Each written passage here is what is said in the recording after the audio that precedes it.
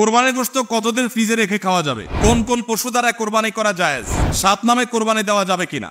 কোরবানি 7 নামে দিবেন কিনা? ভাইরা আমার, কোরবানি মূলত আল্লাহর নামে হবে, এটা আমাদের বলার ভুল। আমরা বলি 7 নামে কোরবানি, আসলে 7 নামে না, 7 জনের তরফ থেকে, 7 ব্যক্তির তরফ থেকে কোরবানি হয়, 7 ব্যক্তির পক্ষ থেকে কোরবানি হতে পারে। গরুতে ওটে সর্বোচ্চ 7টা ভাগ হতে পারে, 7-এর নিচে হতে পারে, উপরে হতে পারে না। আবার ভগ্নাংশ হবে না, অর্থাৎ 1 ভাগ 2 জনে মিলে নিলে হবে না। বুঝে আসছে কথা? 3 ভাগ হতে পারে, 2 ভাগ হতে পারে, 7 ভাগ সর্বোচ্চ হতে পারে। 7 ব্যক্তির পক্ষ থেকে কোরবানি যথেষ্ট হবে। গরু এবং ওটে, মহিষে, এগুলোতে যথেষ্ট হবে। পরিষ্কার নবী করিম সাল্লাল্লাহু আলাইহি ওয়াসাল্লামের হাদিস রয়েছে। আজকাল অনেক আলেমরা এটা নিয়ে, বা কোন আলেমরা এটা নিয়ে মত পার্থক্য করেন, দুর্ভাগ্যজনক সেটা। এটা নিয়ে সংখ্যাগরিষ্ঠ ইমামদের দ্বিমত নাই।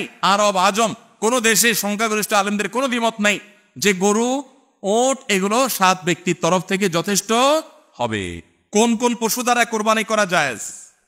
কোন কোন পশু দ্বারা কোরবানি করা জায়েজ ভাই? এটার উত্তর হলো, কোরবানি করা যাবে ওট দিয়ে, যদি ওটের বয়স হয় 5 বছর। কয় বছর? 5 বছর বয়সী ওট।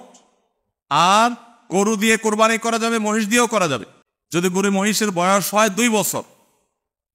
আর ছাগল দিয়ে, ভেড়া এবং দুম্বা দিয়ে কোরবানি করা যাবে যদি এগুলোর বয়স হয় 1 বছর।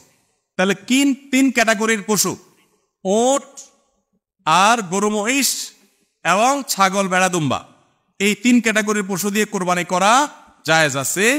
এবং এছাড়া অন্যান্য যেগুলো আছে, বন্য জন্তু অথবা অন্যান্য হালাল পশু, হাঁস মোরগ, এগুলা কোনোটা দিয়ে কোরবানি করা জায়েজ নাই। কোরবানি শুধুমাত্র এটা দিয়ে কোরবানি করা জায়েজ আছে, 3 ক্যাটাগরির পশু। কোরবানির গোশত কতদিন ফ্রিজে রেখে খাওয়া যাবে? কোরবানির গোশত কতদিন ফ্রিজে রেখে খেতে পারবেন? ভাইরা আমার, এটার কোনো লিমিটেশন নাই। এটা নির্ভর করবে আপনার রুচির উপরে।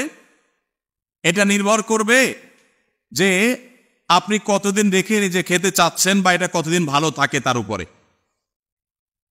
অনেকে খুব বেশি দিন গোশত ফ্রিজে রেখে, মাছ ফ্রিজে রেখে খেতে পছন্দ করেন না। ভাইরা আমার, কোরবানির গোশত যেহেতু আল্লাহকে আমি দিয়ে দিয়েছি, এটা আসলে আমার কিনা গোশতের মতো না। অতএব এখানে আমি যেটুকু পাই ওইটুকুই আমার জন্য বেশি, এই মানসিকতা থাকলে তাহলে গোশতের মধ্যে লাভ লস আর হিসাব করার মানসিকতা আমাদের থাকবে না। কোরবানির পশুর গোশত বেশিরভাগই দান করে দিবেন।